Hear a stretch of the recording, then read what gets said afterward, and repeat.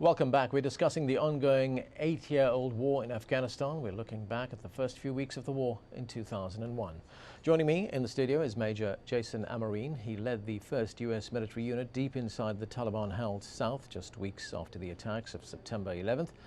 And also with us, author Eric Blem, who wrote about the mission in his recently released book, The Only Thing Worth Dying For, How 11 Green Berets Forged a New Afghanistan. Gentlemen, welcome back to you. Eric, let me start with you this time. Is there something in this book that will tell the world out there something that they didn't know about from just reading newspapers and watching television? I believe absolutely. There really is a perception about, for instance, Hamid Karzai, that he is corrupt. You hear these buzzwords in every article. That some people might believe he's a warlord. What I found out by talking to the men who were closest with him at a time when the situation was quite dire is that he was quite brave, quite courageous, a risk taker, someone who went into Afghanistan on his own on a moped with a cell phone to try and stir up rebellion in the South. Another thing people might not know that was interesting to me is some of his guiding forces in life were Mahatma Gandhi, Nelson Mandela, Martin Luther King. These are the things that anyone in America or in the world that might see Karzai and think of him as a warlord would dispel that. And so there are little elements throughout the story like that that really were eye-opening for me, and I think will change a lot of perceptions for those who have just read the papers and seen the broad-reaching. Yeah, because there is a very different view of Hamid Karzai, especially since the last election took place in Afghanistan, where he faced all these accusations of fraud during the election, etc. Jason, a special forces group it would seem, is always a small group of very mobile men that move around. Why is that more of an advantage in a war situation than sending up an army of thousands of people to do exactly what you planned to do in the first place? Special Forces was specially designed to be a small element with highly mobile individuals that could go anywhere in the world and operate independently. Traditionally, we've had the ability to be the first person on the ground anywhere in the world, and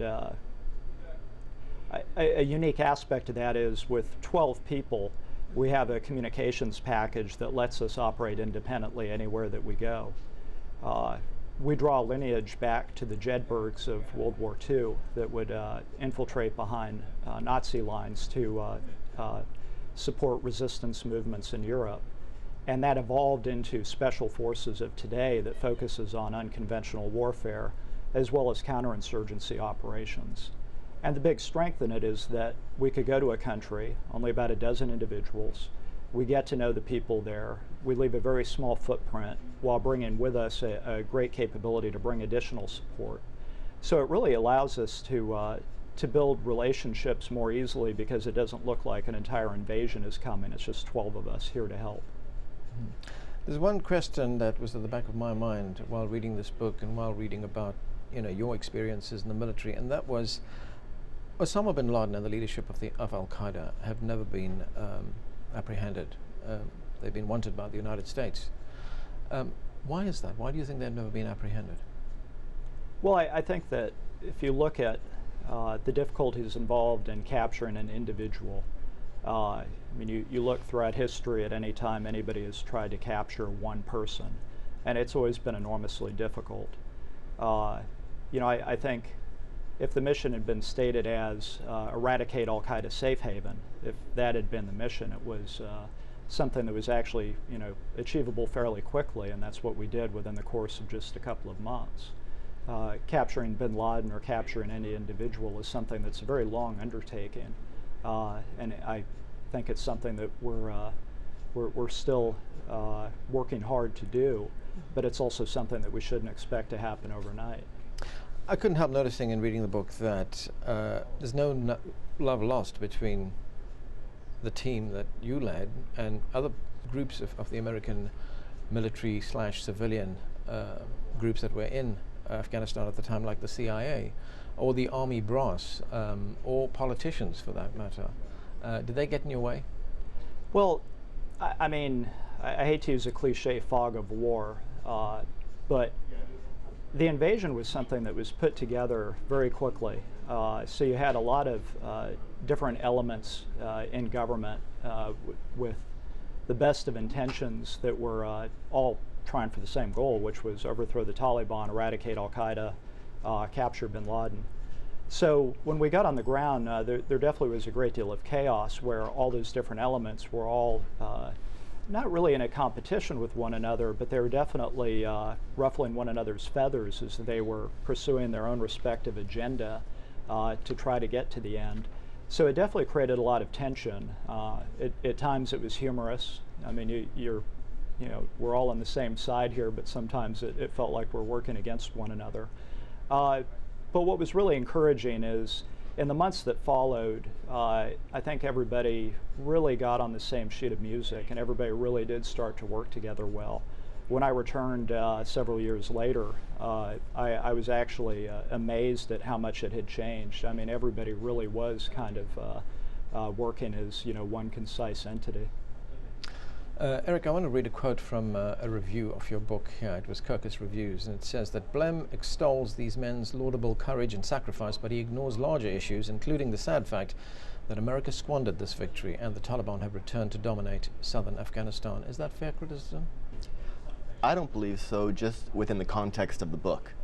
If you notice, the book is focused on 2001, and that was my job, to keep that narrow focus and really show everything that happened from start to finish during that period of time. I purposely kept politics out of it. I wouldn't call this a pro-war or an anti-war book. It's a war from the perspective of the men on the ground at the time, and I tried to keep the reader in the moment. So how could I fairly, bring up the issues of today and stay true and pure to that event and the moment that the soldiers were experiencing on the ground? That was a conscious effort for me, and I didn't ignore it. In the acknowledgments or in the epilogue, I did bring up all of those facts, actually. In your personal view, do you feel it's been squandered, the victory? I believe that for a time it was not, the focus wasn't there that should have been right off the bat. Perhaps it was focus went towards Iraq. Perhaps there are other factors, but I believe a lot of the measure of the success of Karzai and what's going on should really start now, because now is when they're truly getting the forces that they need to provide security, which will help the country to build its infrastructure.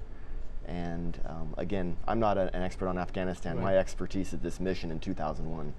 That aside, the book is not an analysis, but I believe it has not been squandered, and I believe that from today forward we will see a change and a shift. Jason, during the mission you also suffered a major setback. There was a so-called friendly fire incident. What happened there, and did you lost men there? Yes. Really on the last day of the campaign, the day the Taliban were to surrender to us, and the same day that Hamid Karzai went on to be the interim leader of the country, a headquarters element had arrived and co-located with my team, basically in preparation for the surrender. And they began engaging suspected enemy targets across the river from us. In the course of directing those airstrikes, they called one in accidentally on themselves, and a 2,000-pound JDAM was dropped on our shared position in the middle of Shawalikot. And the results were just devastating. Literally half of our guerrilla army was killed or wounded in the airstrike. We lost about 50 men. And there's also a point in the book where Eric points out, talking about you, Jason, he says, a Marine had never felt so inept or so vulnerable at one point in this mission. Did you feel that? I think the hardest moment for me was when we first got on the ground. You'd asked earlier about building trust, and when we first got on the ground, I mean, we didn't know who our friends were, we didn't know who our enemies were. Many of the faces were familiar from the workup we did before going in, but at one point, our team was forced to climb into this tiny van. I mean, there was no defending this van. We were all completely exposed if there was an ambush down the road or if anything happened. And I mean, I stood there as Hamid saying, we need to get in the van now and they're going to take us to the safe house. And I'm shaking my head going, well, if the Taliban attack, we're all going to die. But it's not like I could say no and tell them we're going to walk.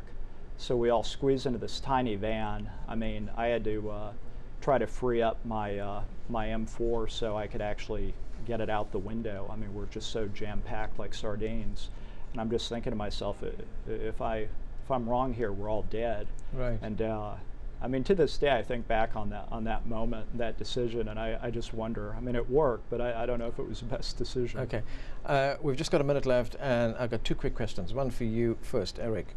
There's a movie in this, isn't there? There are people interested, and I would hope so, because I believe it could be an epic to the range of Lawrence of Arabia. It really is a modern-day Lawrence of Arabia, and if so, I'd be very pleased. Great. If someone in Hollywood picks the phone up and says, okay, we want to option this book, we want to make a movie, Jason, who would you like to play you? Oh, I have no idea. I guess Will Smith tends to bring in a pretty good crowd, so maybe Will Smith, but I'll thankfully leave that to Eric. Actually, someone on the Hollywood. team here suggested Nicolas Cage. Would you go with that? I think I'll stay out of that one. Okay, gentlemen, thank you very much for coming in and talking about this. Thank you. Thank you. And thank you for being with us. Remember, you can follow the show on Facebook and see what we're up to there. You can give us your feedback on the show and post your questions and comments. Riz will be back next week hosting the show from London. Make sure to tune in for that. See you next time.